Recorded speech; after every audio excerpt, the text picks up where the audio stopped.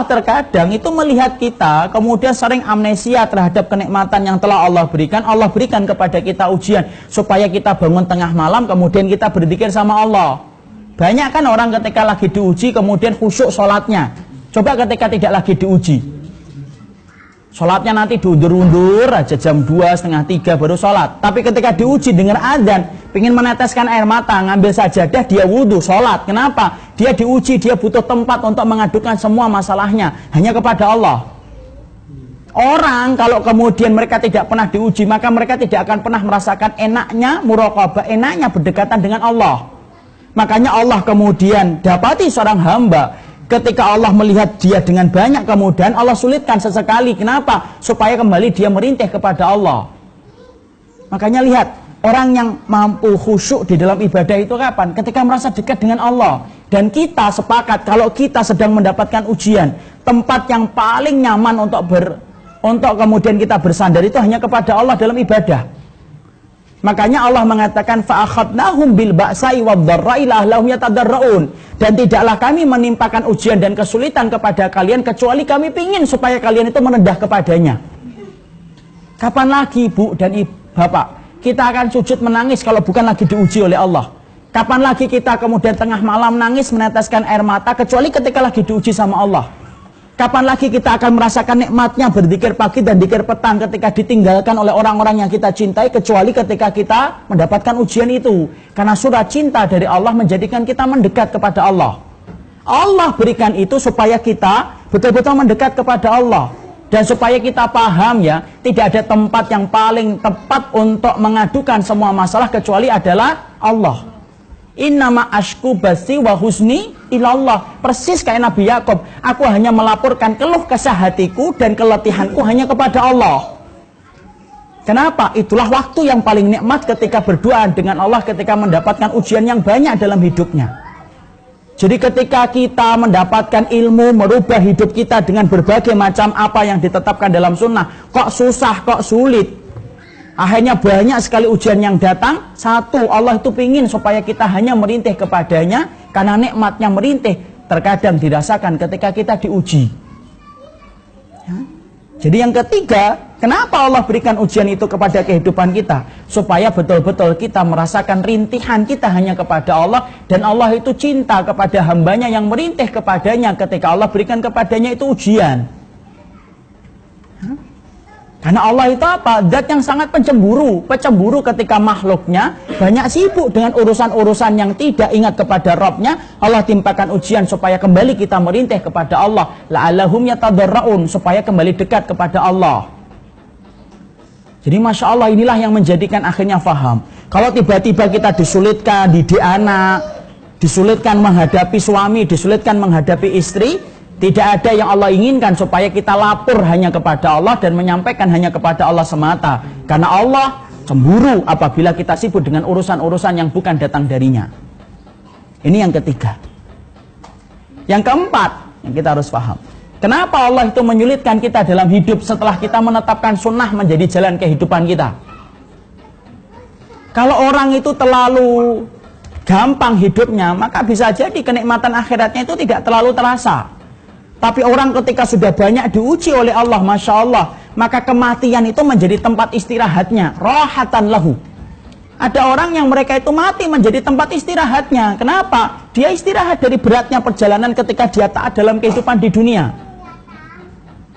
Makanya kan kita minta, ya Allah jadikanlah kematianku menjadi tempat istirahatku. Kenapa? Karena akhirnya setelah kita mati, ujian yang dulu Allah berikan di dunia selesai, tinggal mengambil buah yang manis ketika kita mendapatkan kematian.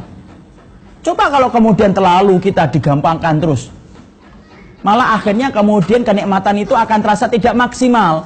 Orang yang kebanyakan makan, akhirnya nikmatnya makan itu hilang.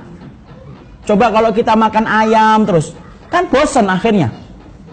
Makanya di Jakarta itu ayam itu dibuat berbagai macam nama supaya menarik konsumen.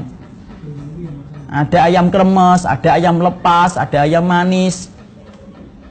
Orang sudah bosan dengan ayam, dibuat nama supaya tampak lezat. Tapi tetap kalau sudah terlalu banyak makan ayam, lezatnya ayam itu hilang. Coba kalau kemudian kita jarang makan ayam, akhirnya makan ayam itu nikmat. Sebagaimana ketika kita minum kalau kita lagi tidak puasa, Masya Allah minum itu akan biasa nikmatnya.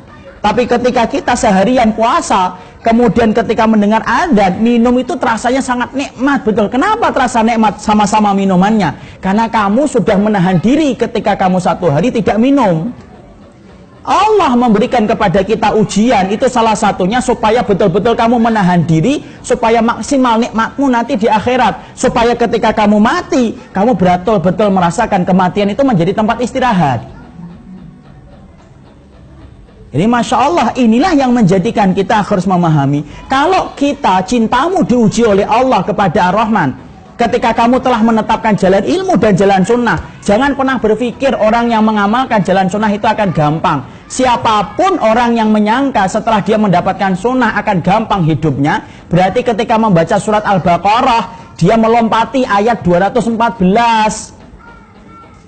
Karena di dalam surat Al-Baqarah 214 Allah berfirman, am hasibatum an tadkhulul jannata walamma ya'tikum masalul ladina khalau min qablikum masathumul ba'sa wadh-dharra'u wazulzilu hatta yaqular rasulu waladina amanu ma'ahu mata nasrullah. Allah itu menerangkan kepada kita, apakah kalian itu mengira akan masuk surga dengan gampang sebelum datangnya ujian, kepayahan, kelaparan, wazulzilu, sampai terguncangnya jiwa kalian. Sampai Allah mengatakan wazulzilu, sampai terguncangnya jiwa kalian. Sampai orang yang beriman itu berkata bersama Rasulullah, kapan pertolongan Allah itu datang? Berarti di situ kita memahami orang yang menetapkan surga menjadi tujuannya, itu jalannya tidak mulus, tetapi jalannya itu penuh dengan onak dan duri. Kenapa? Itulah yang Allah ciptakan supaya menggantikan semua kepayahan kita ketika kelak di akhirat. Makanya perhatikan Ibunda Khadijah, Masya Allah, Allah itu memberikan rumah kepadanya, di mana rumah itu disifati oleh Nabi mukfirah, apa itu? Sepi. Kenapa rumahnya Ibunda Khadijah itu dikatakan sebuah rumah yang hening, di mana kemudian batu batanya dari mutiara-mutiara yang berharga dan hening? Kenapa ada kata-kata tambahan hening? Untuk menggantikan keramaian rumahnya Ibunda Khadijah ketika menemani Rasul. Karena ketika Ibunda Khadijah menikah dengan Rasulullah, rumahnya itu terbuka setiap waktunya dengan kedatangan para sahabat yang selalu ngaji kepada Nabi setiap waktunya. Makanya Allah ganti. Allah sampaikan kepada Ibunda Khadijah, sesungguhnya Rasulullah menyampaikan, ya Khadijah, Allah telah menjanjikan kepadamu sebuah rumah di surga, dan rumah itu adalah rumah yang hening untuk menggantikan keramaian yang didapatkan Ibunda Khadijah ketika di dunia. Masya Allah. Berarti di situ kita ngambil pelajaran, sebesar apapun ujian yang Allah berikan kepada kita, ketika telah menetapkan cinta kita kepada Allah, Allah ganti, dan Allah gantinya dengan yang lebih besar daripada apa yang kita peroleh. Jadi semuanya ini untuk menunjukkan kepada kita, tolong jangan pernah kita berpikir bahwasanya mendapatkan surga itu gampang. Lalu mendapatkan rumah di dunia aja susah kok. Berapa banyak orang itu ingin mendapatkan rumah di dunia, Masya Allah. Dia nyicil setiap bulannya sampai 15 tahun hanya untuk mendapatkan rumah di dunia. Kalau mendapatkan rumah di dunia saja nyicilnya sampai 15 tahun, apakah kita mengira mendapatkan rumah di surga itu lebih gampang daripada rumah di dunia? Itu lebih susah. Dan Allah jadikan itu, Allah ujikan kita ketika kita mencintai Allah dan ingin mendapatkan rumah di surga. Allah berikan kesulitan supaya kita tidak salah, bahwasanya kita ketika dicintai oleh Allah, cintanya Allah itu beda dengan cintanya makhluk. Cintanya Allah itu akan betul-betul menguji kita.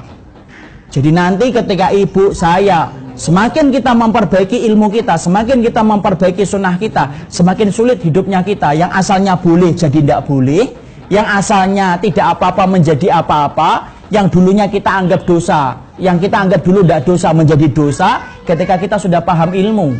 Tapi itulah hakikat dunia, karena dunia itu memang menjadi tempat hukuman dan tempat ujian bagi orang yang beriman. Ya. Jadi orang yang sedang dimudahkan, jangan minta ujian, tapi mintalah kekuatan untuk mampu bersyukur kepada Allah. Yang sedang diuji oleh Allah, tolong jangan pernah kita beranggapan bahwasanya Allah sedang membenci kita. Allah tidak pernah membenci kita, tetapi Allah mencintai kita ketika kita diuji oleh Allah, supaya Allah itu memberikan banyak hikmah dalam kehidupan kita.